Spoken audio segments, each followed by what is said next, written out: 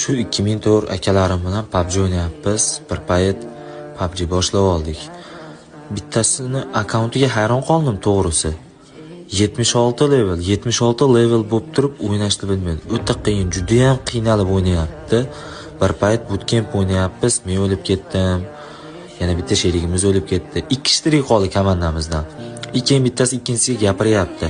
O'q ber, menga o'q kerak, yumpini o'q kerak desa, hali yana bitta sherigi borib turib, oranjga o'q tashlab beryapti.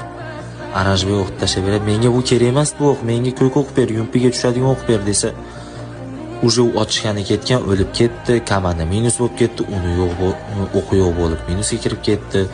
Akarochi padborda gaplashib turibmiz. Nimaga men sendan ko'k patronli o'q so'raganimda sen menga VSS ga tushadigan, pistoletlarga tushadigan o'q berding deb gapirsa, uzr oshna, endi biz 2009-yil bizni paytimizda yumpiga ham, P90larga ham oranjli o'q tushardi deb aytdi. O'ylayapsanmi qanaqa? Вообще ta'sirli-da u. O'ylaylar bir pasda